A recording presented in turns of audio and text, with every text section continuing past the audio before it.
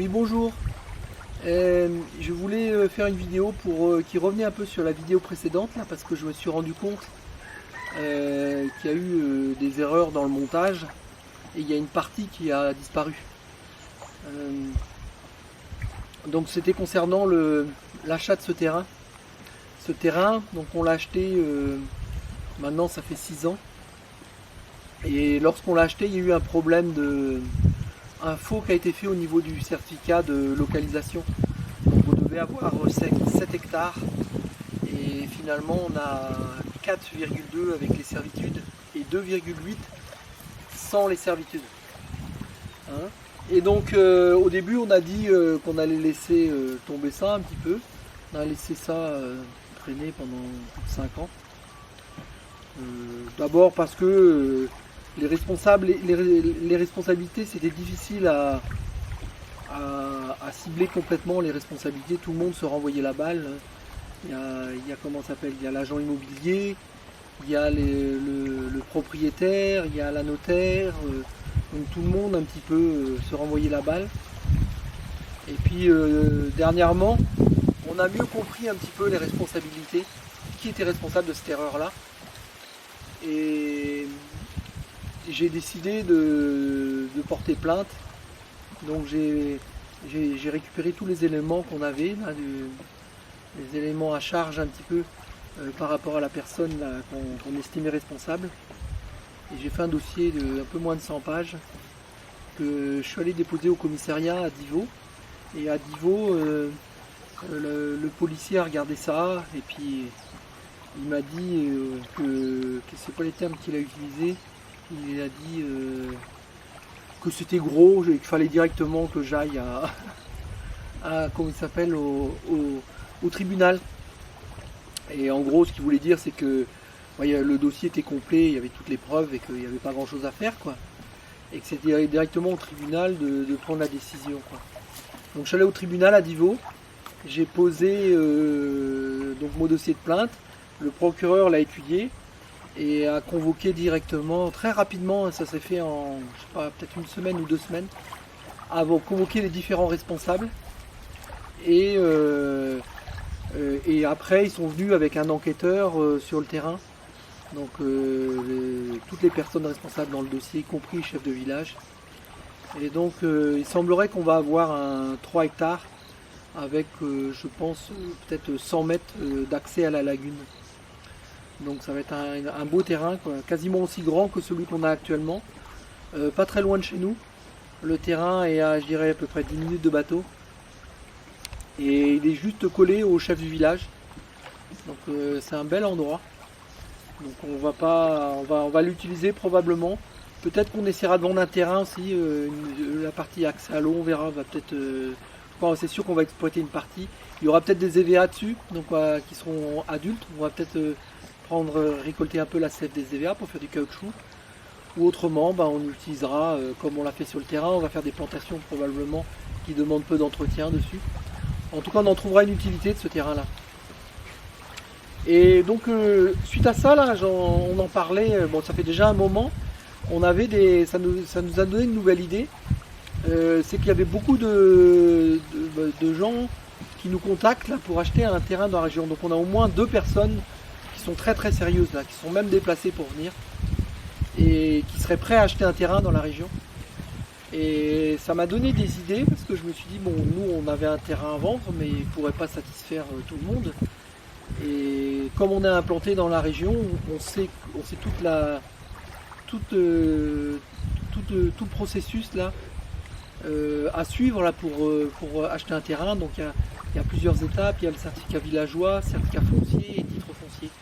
Et donc la plupart des gens n'achètent pas de terrain, surtout les étrangers, même en Afrique. Les gens ont peur d'acheter des terrains quand ils ne sont pas cadastrés parce que il y a beaucoup de vols, quoi, comme ça nous est arrivé.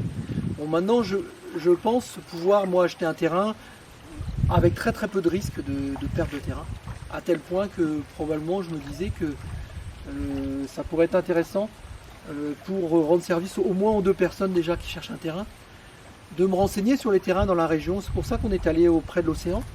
Mais depuis, il y a il y a une personne qui nous a contacté qui s'appelle Richard là. Et donc hier ou avant-hier, je suis allé visiter 5 terrains avec lui, des terrains d'1 hectare.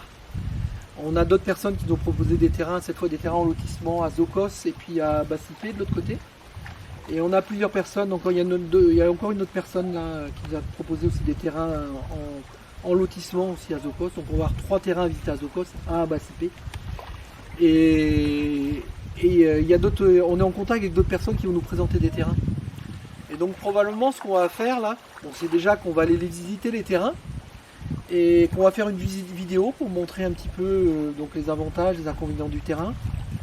On va prendre, je vais prendre la position géographique bien sûr pour pouvoir les montrer sur une carte. Mais surtout ce que j'ai réfléchi, surtout les gens qui vont vouloir acheter probablement, je vais leur proposer qu'ils ne paieraient rien avant l'établissement du certificat villageois.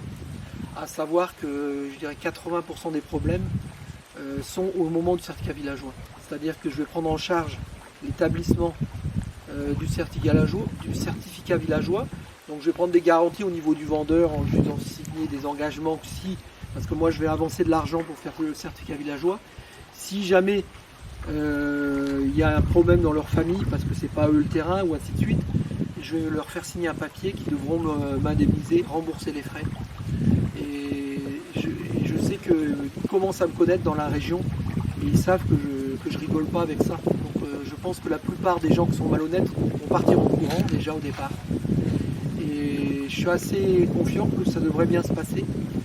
Et donc ça pourrait rassurer la plupart des gens qui cherchent un terrain, seraient rassurés parce que ne paierait pas un centime avant qu'on ait établi le certificat villageois. Et quand on a établi le certificat villageois, ça veut dire quoi? Ça veut dire qu'on a fait venir un géomètre, qu'il a vérifié la surface du terrain, qu'on a fait un appel à la radio pour demander à toutes les personnes dans la région. C'est un appel je ne sais plus exactement comment ça se passe, à quelle fréquence, mais c'est le sous-préfet qui le fait avec les organismes sous-préfets. Ils le font 3 ou 4 fois à l'intervalle de 3 ou 4 jours. Et donc il signale qu'il y a un terrain qui va être vendu. S'il y a des gens qui estiment avoir des droits, d'aller chez le sous-préfet. Et donc après cela, on étudie un peu toutes les demandes, on règle toutes les demandes. Une fois que toutes les demandes sont faites, le certificat villageois est établi avec un géomètre, donc des balises qui sont mises sur le terrain. Et après ça, il y a très peu de problèmes. Et même pour peut-être les 20% de problèmes qu'on pourrait avoir après, je vais prendre des garanties quand même au niveau probablement je vais dire au vendeur, à l'acheteur de payer les 2 tiers au certificat villageois et 1 tiers au niveau du certificat foncier. Et s'il reste des problèmes au niveau du certificat foncier, le tiers restant serait utilisé pour payer ces problèmes. Ce qui fait qu'il n'y aurait pas de surprise pour l'acheteur. Et au niveau de dernière étape qui est le titre foncier, il n'y a jamais de problème. Une fois qu'on est passé au certificat foncier, on est passé au niveau de l'État et donc tout a été vérifié par les géomètres de l'État de Côte d'Ivoire. Et entre le certificat foncier et le titre foncier, il n'y a jamais à ma connaissance, il n'y a jamais de problème. Voilà, donc il ne faudra pas vous étonner si vous voyez dans les jours à venir des vidéos de terrain qu'on aura visité. Donc pour l'instant, je vais simplement montrer les vidéos de terrain, expliquer un petit peu mon ressenti sur ce terrain-là, et puis dire le prix qu'il en demande l'acheteur. Voilà, donc à bientôt.